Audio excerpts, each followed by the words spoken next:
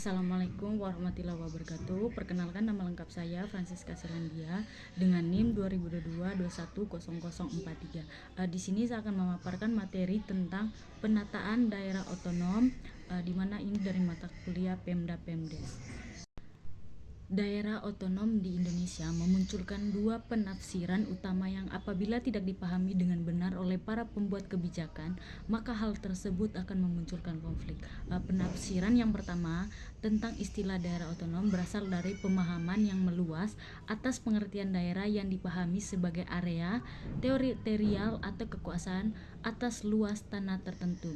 Dalam penafsiran ini dipahami sebagai teritorial fisik berupa daerah tanah dalam batas-batas fisik tentu yang berada dalam wilayah kekuasaan tertentu. Daerah otonom kemudian ditafsirkan sebagai kekuasaan terhadap apa saja yang berada di atas atau di dalam teritori tersebut. Penafsiran terhadap hal ini nampaknya merupakan bagian yang tak terpisahkan dari pengertian masyarakat tentang daerah yang dipahami secara historial. Penafsiran berikutnya tentang daerah otonom dipengaruhi oleh pendekatan yang lebih berteorientasi pada orang.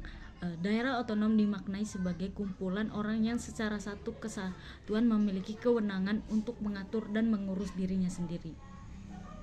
Selain itu, secara legal formal tentang pengertian daerah otonom di Indonesia juga lebih mengacu pada orang bukannya teritorial. Hal tersebut tercantum baik dalam Undang-Undang Nomor 22 Tahun 1999 dan UU No 32 Tahun 2004. Ketika daerah otonom intinya dimaknai sebagai kesatuan masyarakat hukum yang berada dalam batas wilayah tertentu yang berwenang untuk mengatur dan mengurus urusan yang diarahkan oleh pemerintahan pusat sesuai dengan aspirasi dan kehendak masyarakat setempat. Di sini pun ada variabel penataan daerah, di mana menurut Smith 1985 pengungkapan arti penting penataan batas daerah tersebut sebagai penentuan pola spasial kehidupan sosial dan ekonomi, rasa identitas politik, dan efisiensi pelayanan publik. Penentuan batas daerah dibutuhkan karena pada dasarnya batas daerah akan mempengaruhi administrasi publik sehingga berpengaruh pula pada akhirnya pada pola spasial kehidupan sosial dan ekonomi masyarakat. Perbedaan daerah berdasarkan karakteristik kawasan perdesaan dan kawasan perkotaan pada dasarnya merupakan salah satu contoh penentuan batas daerah berdasarkan pola spasial kehidupan sosial dan ekonomi. Berikut adapun pertimbangan efisiensi ekonomi yang menjadi dasar bagi penentuan batas daerah meliputi beberapa hal. Pertama adalah perhitungan tentang biaya perjalanan dan komunikasi rendah sehingga menyebabkan efisiensi dan baiknya pelayanan publik dan koordinasi pemerintahan. Batas daerah yang terluas akan menyebabkan biaya koordinasi baik dalam bentuk transportasi maupun teknologi komunikasi menjadi lebih mahal dibandingkan batas daerah yang lebih sempit. Biaya koordinasi yang lebih besar akan mempengaruhi biaya yang diperuntukkan bagi pelayanan langsung kepada masyarakat. Sejumlah penduduk yang lebih banyak dalam batas daerah tertentu akan juga membutuhkan biaya yang lebih besar karena membutuhkan institusi yang lebih kompleks dalam pelayanan kepada masyarakat, sehingga batas-batas daerah juga harus mempertimbangkan jumlah maupun persebaran penduduknya. Berikutnya, pertimbangan efisiensi demokrasi, di mana pertimbangan selanjutnya adalah efektivitas demokrasi. Pane tanpa batas daerah otonom diharapkan mampu menjamin beberapa hal. Pertama, batas daerah yang tepat akan mampu mengeksplorasi dengan tepat tentang apa saja yang diinginkan oleh para masyarakat hukum, para pemilih. Jika daerah berarti kesatuan masyarakat hukum, tentu maka setiap anggota atau kelompok masyarakat seharusnya dapat mengartikulasikan aspirasi dan pilihan dalam proses kebijakan di daerah tersebut. Batasan daerah yang kurang tepat bisa saja mengurangi kemungkinan suara masyarakat didengar karena berbagai faktor seperti jumlah masyarakat yang terlalu besar, sementara sistem pemerintahan yang akan kurang mendukung penyerapan aspirasi masyarakat, atau batas daerah mencakup tentang geografis yang terlalu besar sehingga menyulitkan proses pelibatan masyarakat dalam politik pemerintahan, atau gregesasi yang tegas antara kelompok masyarakat sehingga menjadi dominasi.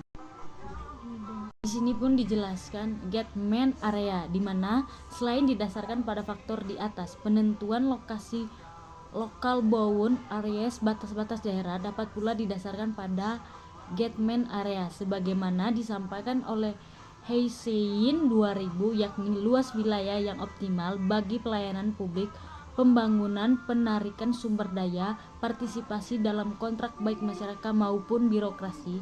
Arti penting Getman area berkaitan dengan kebutuhan penentuan batas yang akurat dengan berorientasi pada administrasi yang berkualitas untuk berhadapi perubahan masyarakat dalam kompleks layanan yang dibutuhkan. Konsep Getman area diadaptasi dari konsep yang sama dalam geografis, yang berarti daya jangkau terjauh yang bisa dialiri oleh air dari sebuah sungai. Konsep ini kemudian diadopsi ke dalam administrasi publik. Getman area dalam administrasi publik berarti daya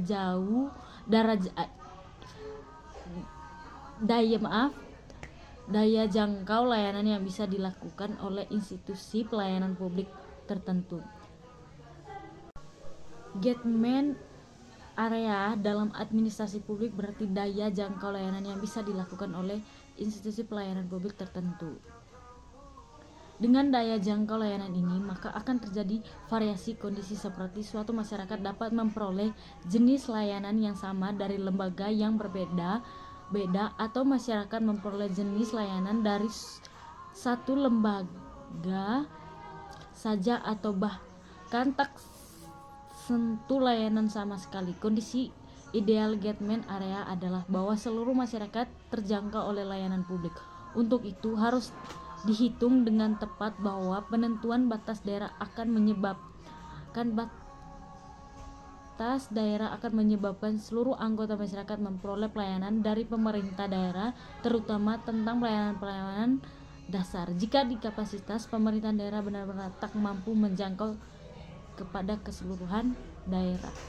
Di sini juga saya akan menjelaskan faktor krusial penataan daerah Norton 1994, di mana efisiensi ekonomi yang pertama biaya perjalanan dan komunikasi, yang kedua kemampuan memenuhi kebutuhan finansial, yang ketiga minimalisasi biaya eksternalitas, yang keempat koordinasi pelayanan publik, yang kelima kondisi potensi sektor non pemerintah daerah. Yang berikutnya efektivitas demokrasi, di mana ada lima macam. Yang pertama adalah eksplorasi aspirasi masyarakat, yang kedua rasio keterwakilan, yang ketiga aksesibilitas dalam proses politik, yang empat kedewasaan masyarakat dalam berpemerintahan, yang kelima tentang kendali kekuasaan lembaga pemerintahan. Mungkin itu saja yang saya sampaikan. Jika ada salah kata atau kekurangan dalam penjelasan saya, mohon dimaklumi. Saya ucapkan terima kasih.